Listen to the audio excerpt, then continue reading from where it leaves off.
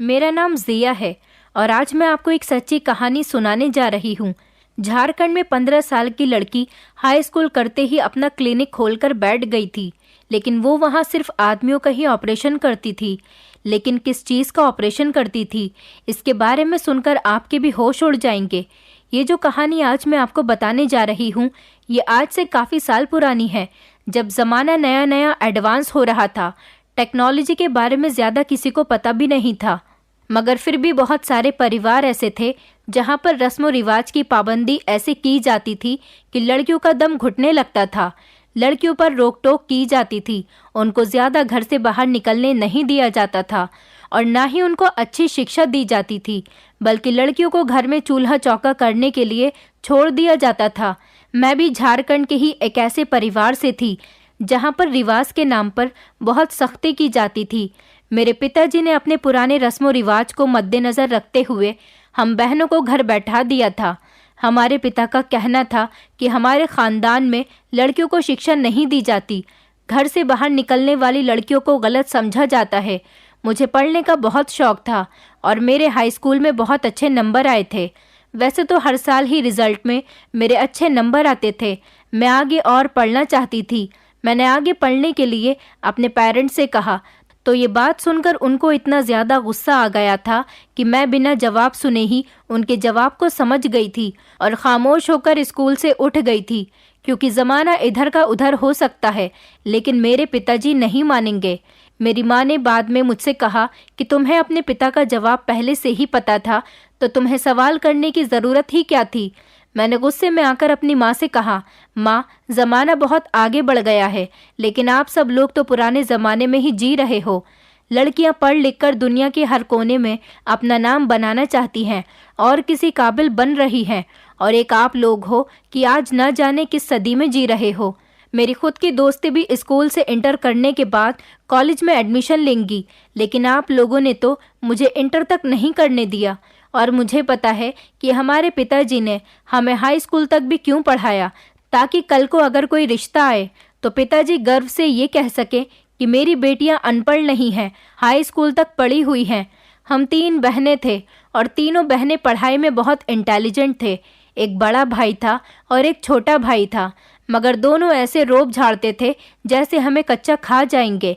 पिताजी के साथ साथ वो भी हम पर रोक टोक करना अपना फ़र्ज समझते थे।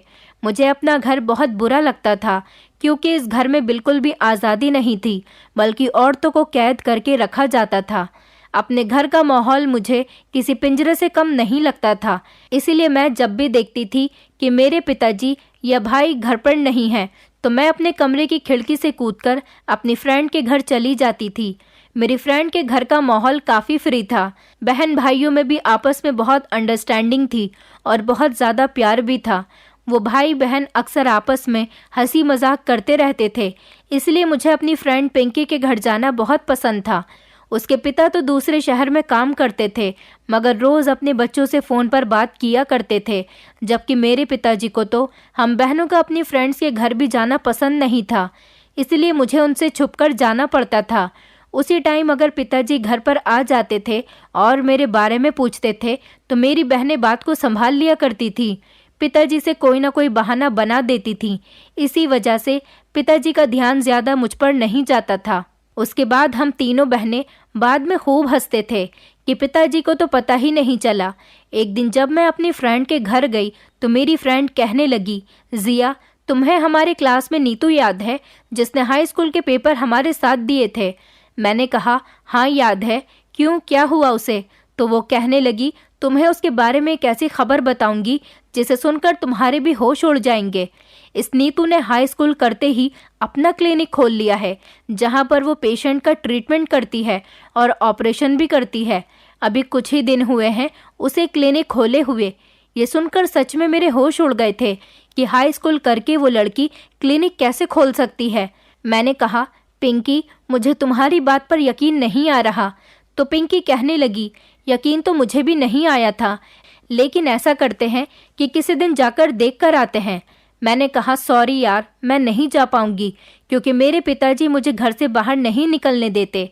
तुम्हारे घर पर भी मैं बड़ी मुश्किल से आती हूँ, तुम्हें तो सब कुछ पता ही है। पिंकी कहने लगी किसी दिन अगर तुम्हारे भाई और पिताजी घर से बाहर किसी काम के लिए जाएं, तो हम जल्दी से जाकर उसका क्लिनिक देखकर आ जाएंगे। मैं राजी हो गई थी। 2-3 दिन के बाद जब मेरे पिताजी और भाई किसी काम के लिए घर से बाहर निकले, तो मैंने अपनी बहनों से कहा कि माँ को मत बताना, मैं जल्दी ही घर पर वापस आ जाऊंगी। मैंने और मेरी फ्रेंड पिंकी ने अपने चेहरे को छुपाने के लिए मास्क लगाया हुआ था और दूसरे मोहल्ले की तरफ चलने लगे। हम दोनों को ये जानने के लिए ज़्यादा इंटरेस्ट इसीलिए आ रहा था क्योंकि नीतू एक आम सी स्टूडेंट थी। अगर वो क्लास की टॉपर या फिर इंटेलिजेंट लड़की होती तो हम ये बात मान भी लेते, मगर ऐसा कुछ भी नहीं था।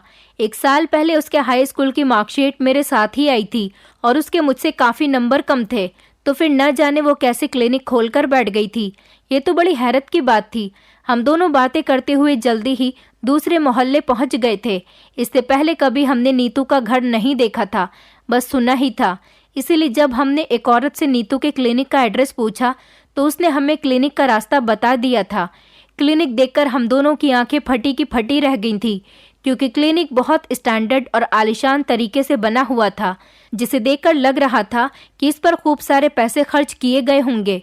मेरी फ्रेंड पिंकी ने कहा, ये नीतू तो बड़ी गरीब फैमिली से बिलोंग करती थी, जबकि स्कूल टाइम पर तो वो अपनी फीस भी टाइम पर नहीं दे पाती थी, तो फिर ये इतना महंगा और आलीशान क्लिनिक इसका है या फिर किसी और का। ये सब देखकर हैरान तो मैं भी बहुत हुई थी। मैंने पिंकी से कहा कि चलो अंदर चलकर नीतू से ही पूछते हैं। मैं और पिंकी क्लिनिक के अंदर जाने लगे तो वहाँ पर मौजूद औरत हमसे कहने लगी, तुम लोग अंदर नहीं जा सकती, ये क्लिनिक सिर्फ मेल पेशेंट के लिए ही है, फीमेल पेशेंट के लिए नहीं, इसलिए आप लोग यहाँ से चली जाओ। मैं और पिंकी ये बात सुनकर दंग रह गए थे कि ये क्या बात हुई भला, यहाँ पर सिर्फ मर्दों का ही इलाज होता है। अभी हम दोनों क्लिनिक के दरवाजे पर खड़े हुए ये बात सोच ही रहे थे कि मुझे सामने से मेरे पिताजी आते हुए नजर आए। मेरा तो शरीर कांपने लगा था। मैंने पिंकी से कहा, मुझे कहीं छुपा दो, पिताजी ने अगर मुझे देख लिया तो वो मेरी जान ले लेंगे। पिंकी ने जल्दी से मेरा हाथ पकड़ा और हम एक दीवार के पीछे छुप गए थे। मुझे लगा कि मेरे पिताजी को पता चल गया है कि मैं घर से बाहर हूँ, इसलिए वो मुझे लेने के लिए आए होंगे। मगर ये देखकर मेरे होश उड़ गए जब मैंने अपने पिताजी को उस क्लिनिक के अंदर जाते हुए देखा। ये नज़ारा देखकर तो मैं हक्का बक्का रह गई थी कि मेरे पिताजी को आखिर ऐसी कौन सी बीमारी है जो वो इस क्लिनिक में चले आए थे। मैं इस बारे में सोच ही रही थी, तभी अचानक पिंकी ने कहा कि चलो यहाँ से, किसके इंतज़ार में हो कि तुम्हारे पिताजी तुम्हें आकर यहाँ से लेकर जाएं। मैंने पिंकी से कहा, तुमने देखा, पिताजी अभी क्लिनिक के अंदर गए हैं। वो बड़ी मासूमियत से कहने लगी, तो क्या हो गया, अंकल की तबीयत खराब होगी, इसीलिए वो उस क्लिनिक में चले गए होंगे। अब क्लिनिक खुल गया, इसलिए हमारे इलाके के आदमियों का तो फ़ायदा हो गया। उन्हें अब दूर किसी अस्पताल में जाने की ज़रूरत नहीं होगी और सारा इलाज यहाँ इस क्लिनिक में हो जाएगा। थोड़ी देर के बाद मैं पिंकी के साथ घर वापस आ गई थी और आते ही मैंने पिताजी का इंतज़ार करना शुरू कर दिया था, मगर वो पूरे 4 घंटे बाद घर वापस आए थे। मुझे पूरी उम्मीद थी कि पिताजी घर आते ही पहले पानी मांगेंगे ताकि वो दवाई खा सके, मगर ऐसा कुछ भी नहीं हुआ। पिताजी खाना खाकर बड़े मज़े के साथ सो गए थे। मेरे पास फिर से बहुत सारे सवाल थे जो मेरे दिमाग में घूम रहे थे कि मेरे पिताजी तो कहीं से बीमार नहीं लगते, फिर वो उस क्लिनिक में क्या करने गए थे, और अगर उनको कोई बीमारी थी तो क्या उन्हें दवाई नहीं दी गई थी। मैं अब साफ साफ अपने पिताजी से बात नहीं कर सकती थी क्योंकि मेरे अंदर इतनी हिम्मत नहीं थी। इसलिए जब मैंने अपनी इस परेशानी के बारे में अपनी दोस्त से बात की तो उसने बड़े अजीब से एक्सप्रेशन बनाए और कहने लगी, मेरे भैया ने बताया कि वहाँ पर सिर्फ मर्दों का ही इलाज किया जाता है और इलाज अलग अलग तरीके से किया जाता है, दवाइयाँ भी नहीं दी जाती और ना ही इंजेक्शन लगाया जाता है। मैंने चौंकते हुए कहा, तो फिर इलाज कैसे होता है? पिंकी कहने लगी कि अब ये तो मुझे नहीं पता किस तरह से नीतू अपने पेशेंट का इलाज करती है। मैंने तो पिंकी से कहा कि तुम पेशेंट बनकर वहाँ चली जाना और पता करके आना, मगर उस क्लिनिक के अंदर जाना आसान बात नहीं थी। वहाँ पर 18 साल से कम उम्र के लड़के नहीं जा सकते थे और मेरा भाई तो अभी 14 साल का है। मुझे जो भी नई खबर मिलती थी उसके बारे में मुझे मेरी फ्रेंड ही बता दिया करती थी, वरना मेरा तो घर से बाहर निकलना ही मना था। मेरे पिताजी ने जब से उस क्लिनिक में जाना शुरू किया था और उनके बिहेवियर में भी काफ़ी चेंजेस आने लगे थे। अब पहले की तरह पिताजी गुस्सा भी नहीं करते थे, बल्कि काम पर से वापस आते ही अपने कमरे में जाकर लेट जाते थे और अब वो काम से भी लेट आने लगे थे। पिताजी का ध्यान जब घर से हटा तो मेरे भाइयों को भी अपने दोस्तों के साथ आवारागर्दी करने का मौका मिल गया था और वो भी घर पर देर से आने लगे थे। घर की तरफ अब किसी का भी ध्यान ही नहीं था। पिताजी तो अब जैसे किसी अलग ही दुनिया में रहने लगे थे। माँ हर बार पिताजी से पूछती रहती थी कि आपको क्या हो गया है और आप चुप चुप क्यों हो गए हो, आप काफ़ी बदले बदले से लगने लगे हैं। माँ को तो शायद पता ही नहीं था, लेकिन मैं जानती थी कि पिताजी रोज़ उस क्लिनिक पर जाते हैं और इसीलिए उनके अंदर इस कदर बदलाव आ गया है कि उनको अपने आसपास होने वाले कामों के बारे में भी कुछ पता ही नहीं था। मैं बहुत हैरान होने लगी थी और ये जानना चाहती थी कि आखिर उस क्लिनिक में आदमियों के साथ ऐसा क्या किया जाता है कि उनकी फितरत ही बदल जाती है। एक दिन मैंने पिंकी से कहा कि चलो नीतू से मिलकर आते हैं, इसी बहाने उससे पूछ भी लेंगे कि वो ये सब कुछ क्या कर रही है। पिंकी मेरे साथ जाने के लिए तैयार हो गई थी। फिर एक दिन मैं और पिंकी नीतू के क्लिनिक पहुंच गए थे। उसके बाद मैंने क्लिनिक का दरवाज़ा खटखटाया तो सामने ही नीतू की मम्मी खड़ी हुई थी। वो हमें देखकर कहने लगी, तुम लोग ज़रूर नीतू से मिलने के लिए आई होगी, लेकिन वो कुछ दिनों के लिए अपनी नानी के घर पर गई हुई है, कुछ दिनों बाद ही घर वापस आएगी। मैंने तो आंटी की बात पर यकीन कर लिया था कि वो घर पर नहीं होगी, लेकिन पिंकी मुझसे कहने लगी, नीतू की मम्मी हमसे झूठ बोल रही है। अगर नीतू कहीं पर गई होती तो क्लिनिक बंद होता, क्योंकि मैंने सुना है कि वही सारे मरीजों का ट्रीटमेंट करती है। तो फिर ऐसे अपने पेशेंट को छोड़कर कुछ दिनों के लिए वो कैसे जा सकती है? और अगर क्लिनिक खुला हुआ है तो इसका साफ साफ मतलब यही है कि नीतू अंदर बैठकर डॉक्टर बन के अपने खेल का मज़ा उठा सकती है। जैसे ही हमारी नज़र क्लिनिक के बोर्ड पर पड़ी तो ये देखकर तो हमारे होश उड़ गए थे कि उस पर लिखा हुआ था, हर बीमारी का इलाज ऑपरेशन से सक्सेसफुल है। मैंने पिंकी से कहा, पिंकी, यह हाई स्कूल पास लड़की ऑपरेशन कैसे कर सकती है? हमें इसके बारे में किसी को बताना होगा जो इस लड़की की पकड़ कर सके और इससे पूछ सके कि ये किस तरीके से ऑपरेशन करती है। और जब लोगों के सामने इसकी सच्चाई आ जाएगी तो इसकी हिम्मत नहीं होगी कि ये अपना इस तरह का धंधा यहाँ पर चला सके। हमने झारखंड के डीआईजी से इस बारे में बात करने की कोशिश की थी, लेकिन हम कामयाब नहीं रहे थे। जब इस टाइम डीआईजी की गाड़ी को क्लिनिक के आगे रुकते हुए देखा, वो खुद उतरकर क्लिनिक के अंदर चले गए थे। पिंकी हंसकर कहने लगी, देखो, जिससे हम शिकायत करने के बारे में सोच रहे थे वो भी यहीं के ही पेशेंट निकले। अब चुपचाप घर चलो, कुछ नहीं हो सकता। इसी तरह दूसरी बार भी हम नीतू से बिना मिले ही घर वापस आ गए थे। मैं घर के अंदर आई तो सामने ही मेरे पिताजी बैठे हुए थे। 1 मिनट के लिए तो मैं डर गई थी कि कहीं अगर पिताजी ने मुझसे सवाल कर लिया कि तुम कहाँ गई थी तो मैं उन्हें क्या जवाब दूंगी। लेकिन अच्छा हुआ था कि उन्होंने मुझे देखने के बाद भी मुझसे कुछ नहीं कहा था। उसके बाद मैं सीधा अपने कमरे में आ गई थी, लेकिन क्लिनिक का राज अभी तक हमें पता नहीं चल सका था। मुझे लगता था कि हमें अब इस मैटर की जान छोड़ देनी चाहिए और इस बात को भूल जाना चाहिए, मगर मेरी फ्रेंड पिंकी इतनी आसानी से बैठ जाएगी, मुझे इस बात पर बिल्कुल भी यकीन नहीं था। कुछ दिनों के बाद पिंकी हमारे घर आई तो मुझे बहुत परेशान नज़र आ रही थी।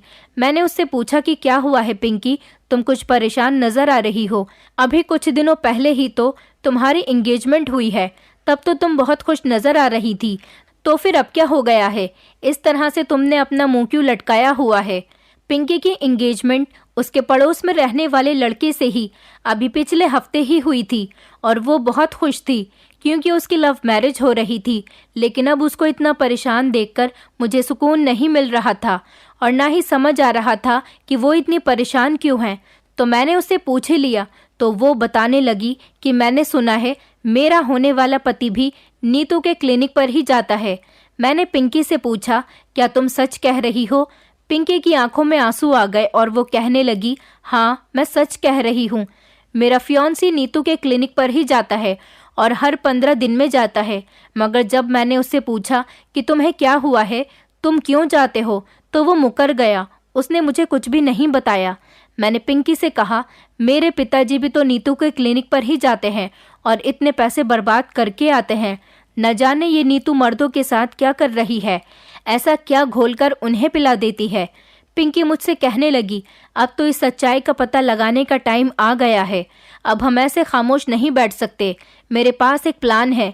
हमें इस प्लान पर फोकस करना होगा, क्योंकि इसके लिए हमें रात के 11 बजे घर से बाहर निकलना होगा। मैंने कहा, रात के 11 बजे तो घर से बाहर निकलना बहुत मुश्किल है, लेकिन मैं कुछ न कुछ करके घर से निकलकर आ जाऊंगी। रात के 10:30 बजे मैं माँ पिताजी के सामने अपने कमरे में आकर लेट गई थी और कुछ देर तक इस तरीके से एक्टिंग करने लगी कि मैं सो रही हूँ। उसके बाद जब 11:45 बजे तो मैं खिड़की से कूदकर पिंकी के घर चली गई थी। पिंकी ने मुझे एक बड़ी सी चादर ओढ़ने के लिए दी और कहने लगी, हम इसे ओढ़कर चलते हैं ताकि हमें कोई पहचान न ले। पिंकी के घर वाले भी सब सो रहे थे। गली में दूर दूर तक कोई नजर नहीं आ रहा था। पिंकी और मैं जल्दी ही क्लिनिक वाले मोहल्ले में चले गए थे, लेकिन क्लिनिक के अंदर जाने के बजाय पिंकी ने मुझे वहीं बाहर छुपकर बैठने के लिए कहा। मुझे लगा कि शायद पिंकी अपने फियांसे को रंगे हाथों पकड़ना चाहती है, मगर ये ख्याल गलत साबित हुआ था। हमें वहां छुपकर बैठे हुए 10 मिनट ही हुए थे जब हमने क्लिनिक की रिसेप्शन वाली औरत को गली में आते हुए देखा। पिंकी मुझसे कहने लगी, चलो हमें इस औरत को गली के अंदर आते ही पकड़ लेना है। हम बहुत सावधान होकर उस औरत का पीछा करने लगे। मुझे कुछ भी समझ में नहीं आ रहा था कि पिंकी के दिमाग में क्या चल रहा है। आखिर उस औरत का पीछा करने से हमें सारे रास्ते का पता कैसे चल सकता था। गली के मोड़ पर मुड़ते ही अचानक ही पिंकी ने उस औरत को आवाज दी तो वो रुक गई और वो लड़की हम दोनों को देखकर पहचान गई थी। कहने लगी, तुम दोनों इतनी रात को यहाँ इस वक्त, सब ठीक तो है ना? जवाब देने से पहले ही पिंकी ने उसके हाथ में कुछ पैसे रख दिए और कहने लगी, जो मैं तुमसे पूछूं उसके बारे में मुझे सच सच बता देना। वो औरत पैसे देखकर खुश हो गई और कहने लगी, पूछो, क्या पूछना चाहती हो?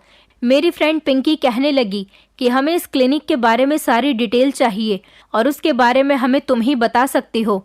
तो बताओ, क्या होता है इस क्लिनिक के अंदर और कौन कौन आता है इस क्लिनिक में? वो औरत डिटेल के साथ बताने के लिए तैयार हो गई थी। कहने लगी, वैसे तो मुझे सख्ती से मना किया गया है कि मुझे किसी को भी क्लिनिक के बारे में कुछ नहीं बताना, लेकिन मैं फिर भी तुम लोगों को बता देती हूँ जितना मुझे पता है। ये तो तुम लोगों को भी पता है कि इस क्लिनिक के अंदर सिर्फ आदमियों का ही इलाज किया जाता है। तो ये जान लो कि इस मोहल्ले के सारे आदमी, बल्कि इस पूरे इलाके के सारे आदमी अपॉइंटमेंट करवाने के लिए ही बेताबी से तैयार रहते हैं। जो ज़्यादा पैसे देता है मैं उसका नंबर पहले लगवा देती हूँ और बाकी के लोग अपना नंबर आने का इंतज़ार करते हैं कि कब उनका नंबर आए और वो अपना ट्रीटमेंट करवा सकें। एक बात तो मुझे भी बड़ा हैरान करती है, वो ये है कि ये 15 साल की नीतू इतनी कम उम्र होने के बावजूद भी आदमियों का ट्रीटमेंट किस तरह से करती है। मैंने बड़ी बेचैनी से उस औरत से सवाल किया, अच्छा तो आप अंदर जाकर नहीं देखती कि वो कैसे इलाज करती है? वो कहने लगी कि मुझे अंदर जाने की परमिशन ही नहीं। मेरा काम बस इतना है कि मुझे रिसेप्शन पर बैठकर पेशेंट का नंबर लगाना होता है कि किसका नंबर कब आने वाला है। जिस आदमी का नंबर आने वाला होता है वो दरवाजे की दूसरी साइड से घर के अंदर चला जाता है और वो दरवाज़ा नीतू की माँ अंदर से बंद कर लेती है ताकि मैं घर के अंदर न झाँक सकूं। पिंकी ने मायूस होकर पूछा, इसका मतलब तुम इसके अलावा और कुछ नहीं जानती?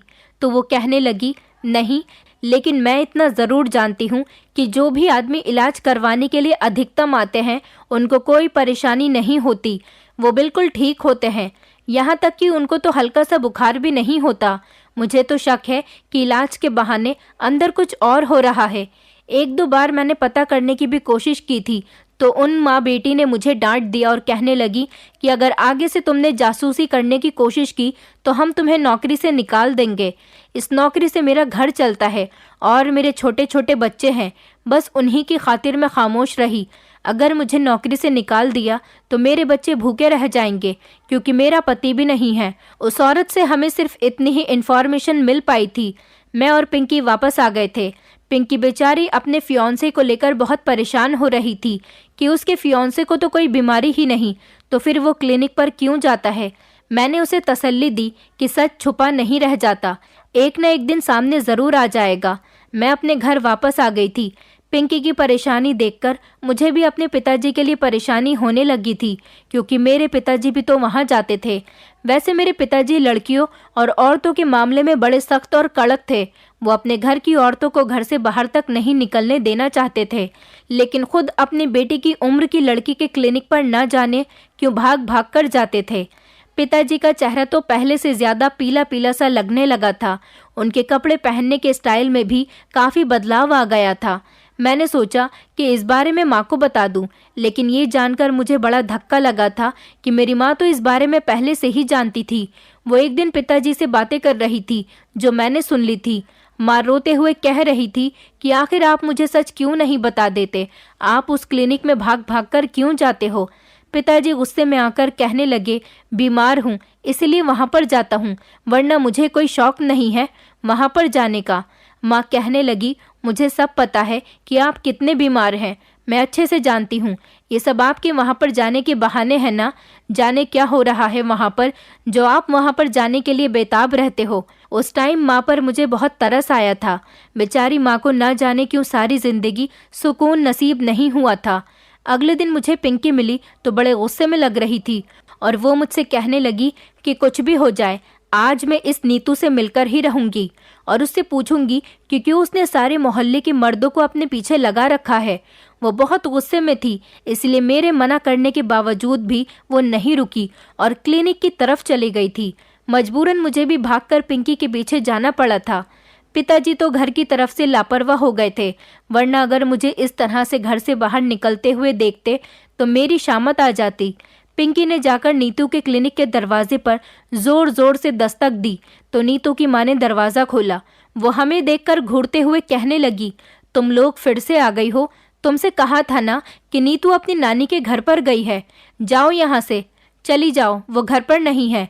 इतनी बेइज्जती करवाने के बाद मैं तो चुपचाप वापस आ रही थी, लेकिन पिंकी गुस्से से बेकाबू हो गई और नीतू की माँ से कहने लगी, आंटी, अगर आपने हमें नीतू से मिलने नहीं दिया तो मैं आपसे कह रही हूँ कि शोर मचाकर मैं सारे मोहल्ले को बता दूंगी कि आप लोग फ्रॉड लोग हो। पिंकी की धमकी काम कर गई थी तो नीतू की माँ डर गई और बात पलटते हुए कहने लगी, अरे मैं तो मजाक कर रही थी, तुम लोग अंदर आ जाओ, नीतू अपने कमरे में ही है। हम लोग अंदर गए तो नीतू अपने कमरे से निकलती हुई दिखाई दी। उसने सफ़ेद कोट पहना हुआ था और चेहरे पर मास्क भी लगाया हुआ था। देखने में वो बिल्कुल एक डॉक्टर ही लग रही थी और यही तो हम जानने के लिए आए थे कि सिर्फ हाई स्कूल पास करने के बाद ही वो किस तरह से डॉक्टर बन सकती है। वो कहने लगी, तुम लोगों को यही शक है ना कि यहाँ पर इलाज के बहाने कोई और काम चल रहा है। पिंकी उसे घूरते हुए कहने लगी, हमें शक नहीं बल्कि पूरा पक्का यकीन है कि तुम कोई इलाज विलाज नहीं कर रही हो, बस आदमियों को लूटने के लिए अपने क्लिनिक की आड़ ले रही हो। ऐसे कैसे भला एक 15 साल की लड़की ऑपरेशन कर सकती है। मुझे तो पिंकी का गुस्सा देखकर डर लगने लगा था कि कहीं यहाँ पर लड़ाई झगड़ा ना हो जाए। अगर ऐसा वैसा कुछ हो गया तो हम लोग फंस सकते हैं। नीतू कहने लगी, तुम्हें बहुत बड़ी गलतफहमी हुई है, मैं कोई गलत काम नहीं कर रही बल्कि लोगों की मदद करती हूँ, उनका इलाज करती हूँ और पेशेंट की कंडीशन ठीक नहीं होती तो ज़रूरत पड़ने पर उसका ऑपरेशन भी कर देती हूँ। मैंने नीतू से कहा कि मेरे पिताजी भी तो यहाँ पर आते हैं, क्या वो भी सचमुच के बीमार हैं? तो नीतू कहने लगी कि तुम्हारे पिताजी हार्ट पेशेंट हैं और उनकी कंडीशन काफ़ी ख़राब होती जा रही है। उनकी ज़िंदगी का थोड़ा ही टाइम बाकी रह गया है क्योंकि उनका दिल काफ़ी हद तक फैल गया है और ऑपरेशन करना बहुत रिस्की है। फ़िलहाल अभी तो उनका चेकअप चल रहा है, हो सकता है कि ऑपरेशन के बाद सब ठीक हो जाए। मुझे इस बात पर यकीन नहीं आ रहा था। मैंने बड़ी गौर से नीतू की तरफ देखा और हैरानी से उससे पूछा, क्या सच में मेरे पिताजी हार्ट पेशेंट हैं और उनके पास टाइम भी कम है? बीच में ही पिंकी मुझे टोकते हुए कहने लगी, पागल लड़की, तुम भी किसकी बातों में आ रही हो? ये झूठ बोल रही है। ऑपरेशन करने के लिए ऑपरेशन थिएटर चाहिए होता है। ये सुनकर नीतू को भी गुस्सा आ गया। वो कहने लगी, तुम्हें मेरी बात पर यकीन नहीं आ रहा? तुम्हें ऑपरेशन थिएटर देखना है तो चलो मेरे साथ।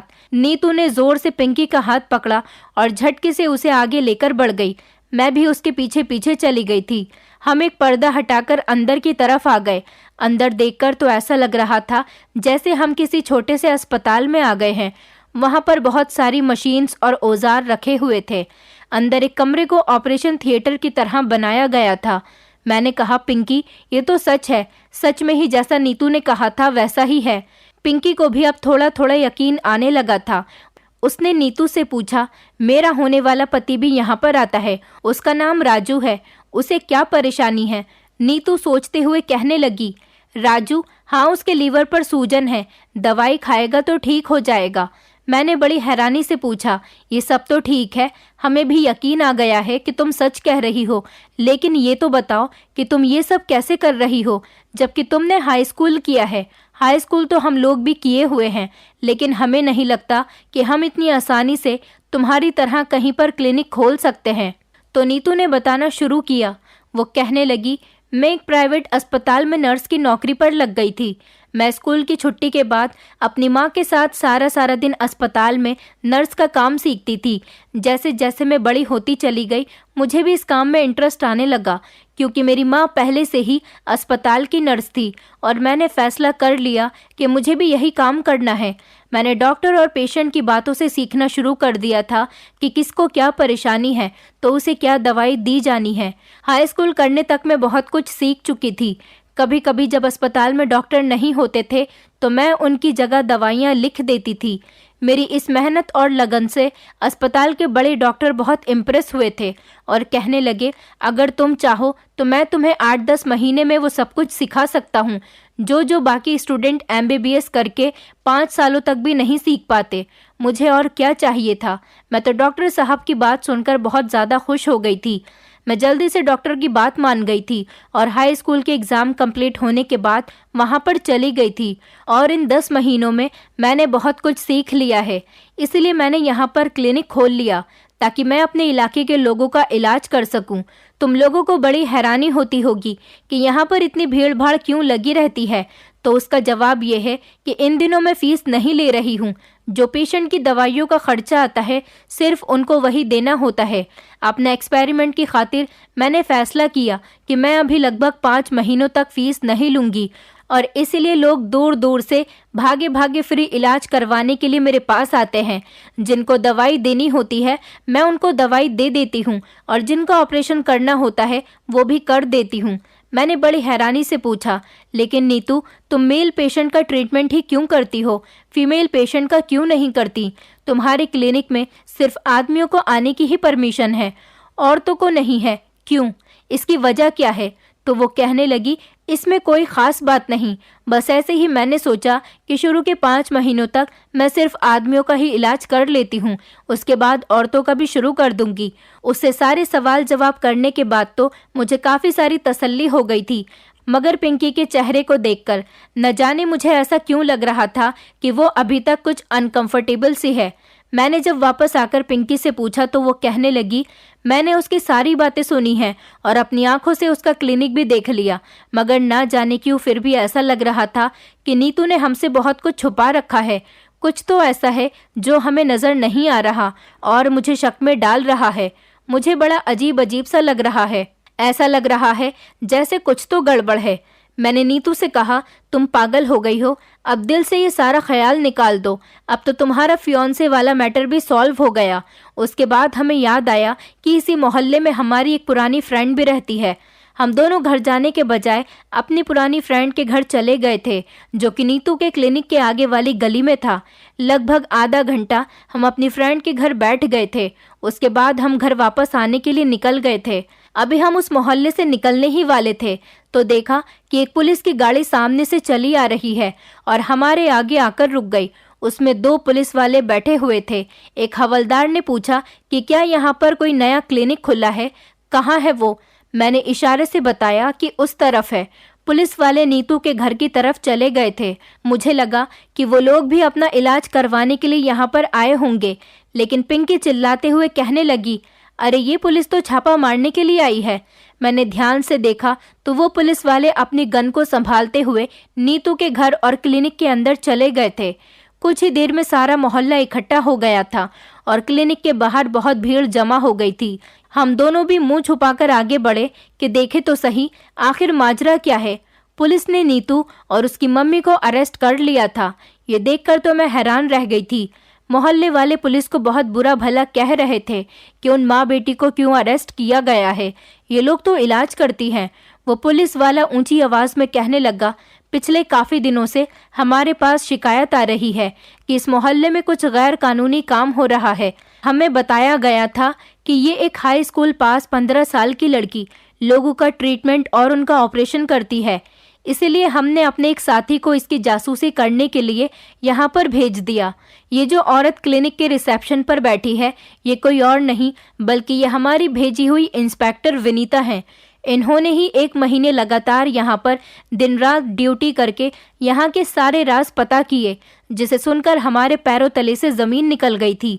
पहला जुर्म तो यह है कि ये एक हाई स्कूल पास और नाबालिग लड़की यहाँ पर डॉक्टर बनी बैठी है, इस पर फ्रॉड का केस बनेगा। और दूसरा जुर्म यह है कि इसका कांटेक्ट कुछ ऐसे लोगों से है जो बोन मैरो को खरीदना और बेचना गैर कानूनी तौर पर करते हैं। ये एक बहुत बड़ा जुर्म है, इसकी सज़ा बहुत होती है। ये लड़की अपने पास आए हुए ज़्यादातर पेशेंट्स को कमर के ऑपरेशन की राय देती है और ऑपरेशन करते हुए कमर से हड्डियों का बोन मैरो निकालकर एक्सपेरिमेंट के लिए आगे बेच देती है, जिससे करोड़ों रुपये ये माँ बेटी के अकाउंट में चले जाते हैं। आप लोगों को खुद सोचना चाहिए था कि एक हाई स्कूल पास लड़की कैसे डॉक्टर बन सकती है। ये ना सही यही सोच लेते कि सिर्फ ये आदमियों का ही इलाज क्यों करती है, औरतों का क्यों नहीं। ये लड़की आप मासूम और भोले भाले लोगों का फायदा उठा रही थी, मगर आप लोग तो फ्री के चक्कर में बेवकूफ़ बन जाते हैं और उसके बाद अपने नुकसान पर सारी जिंदगी पछताते रहते हैं। पुलिस वालों की बातें सुनने के बाद वहां खड़े हुए सारे मोहल्ले के लोगों की नजरें झुक गई थीं। वो ठीक ही तो कह रहे थे, लोगों के अंदर इतनी समझ होनी चाहिए कि क्या सही है और क्या गलत है, लेकिन यहाँ किसी ने सही और गलत समझने के बारे में कभी सोचा ही नहीं और फ्री में इलाज करवा रहे थे। इस बारे में पुलिस को इन्फॉर्म करना चाहिए था। आदमी भी फ्री के इलाज के चक्कर में और ज्यादातर उस लड़की को देखने के बहाने एक एक करके जाते रहे, तो ये होना ही था। पुलिस उन माँ बेटी को अरेस्ट करके अपने साथ ले गई थी। बाद में पता चला कि पुलिस से शिकायत करने वाला कोई और नहीं था बल्कि पिंकी का फियांसे ही था। वो पढ़ा लिखा इंसान था, इसलिए अपना शक पुलिस को बता दिया और पुलिस ने अपनी लेडी इंस्पेक्टर को जासूसी करने के लिए जासूस बनाकर क्लिनिक पर भेज दिया था। इसी तरह लोगों के सामने सारी सच्चाई खुलकर आ गई थी। फिलहाल ये केस पुलिस के छापा मारने पर ख़त्म हो गया था। मैं और पिंकी खुश हो गए थे, लेकिन मुझे नीतू के लिए बहुत अफसोस हो रहा था। उसने अपने टैलेंट को गलत टाइम पर और गलत जगह इस्तेमाल किया था। मेरे पिताजी कुछ दिन बाद से ही बड़े खामोश से रहने लगे थे। नीतू ने वैसे ठीक बताया था कि मेरे पिताजी हार्ट के पेशेंट हैं। हमने फौरन ही अपने पिताजी को अस्पताल में एडमिट करवाया और उनका इलाज शुरू करवा दिया। मेरे पिताजी अब बिल्कुल ठीक हो गए। मेरे पिताजी ने मुझे और मेरी बहनों को आगे पढ़ने की परमिशन भी दे दी, क्योंकि वो जान गए थे कि बेटियों के लिए पढ़ना लिखना बहुत ज़रूरी है। हमारे घर का माहौल अब पूरी तरह से बदल गया है, क्योंकि हमारे घर में अब हम तीनों बहनों को इज्जत दी जाती है। हमारे साथ किसी बात पर रोक टोक नहीं की जाती। हमारी ज़िंदगी अच्छी गुजर रही है और हम अपनी लाइफ में बहुत खुश हैं।